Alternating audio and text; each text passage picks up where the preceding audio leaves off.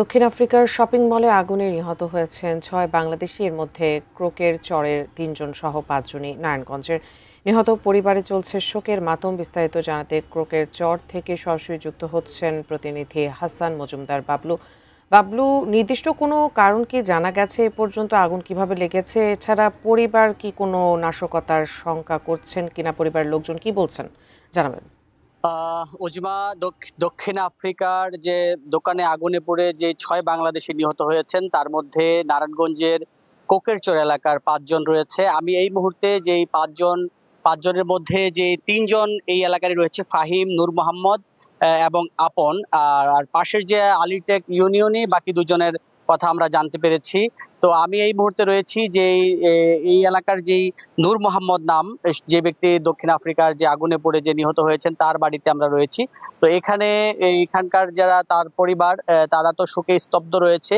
শুধু তার পরিবারই নয়, পুরো কুকুরচর এলাকা জুড়েই কিন্তু যারা মানুষের মাঝে কিন্তু আসলে এই শোকের মাতম বিরাজ করছে। স্থানীয়রা বলছেন যে এই এলাকাটির অধিকাংশ যারা বাহিরে থাকে তারা অধিকাংশই মানুষই কিন্তু এই দক্ষিণ আফ্রিকায় তারা কাজ করছেন এবং রেমিটেন্স যোদ্ধা হিসাবে তারা রয়েছেন।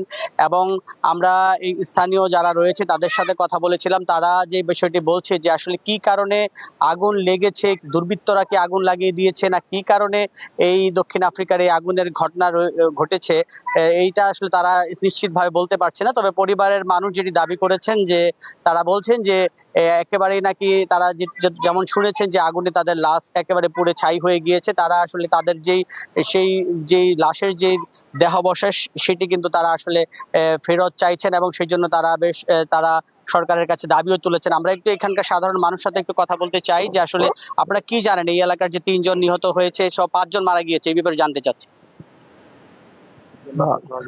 আসলে আমরা এ পর্যন্ত যা যা জানতে পেরেছি, আমরা বিভিন্ন তথ্য মাধ্যমে জানতে পারেছি বা নিউজের মাধ্যমে জানতে পারেছি যে সাউথ আফ্রিকায় যারা ৬ জন মারা গিয়েছে। আমরা এখন প্রবাসী রেমিটেন্স যোদ্ধারা মারা গিয়েছে।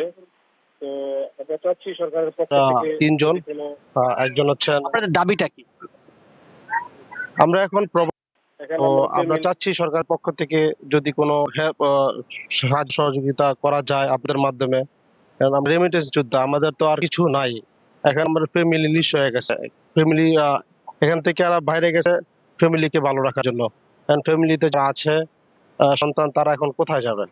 উজবা, আপনি শুনলেন যে সাধারণ মানুষ যে বিষয়টি বলছে, তারা বলছেন যে যারা আসলে নিহত হয়েছেন তারা পরিবারের প্রত্যেকেই পরিবারের উপার্জনক্ষম ব্যক্তি। তো তাদের পরিবারের যে অবস্থা বিরাজ করছে, সরকার যেন সেই বিষয়টি গুরুত্বের সাথে দেখে, এমনটি তারা আসলে দাবি করেছেন। পাশাপাশি তাদের পরিবার বলছে যে তার দেহাবশেষ তারা কিন্তু সেই লাশ ফেরত চায় বলে তারা জানিয়েছে। ওজমা।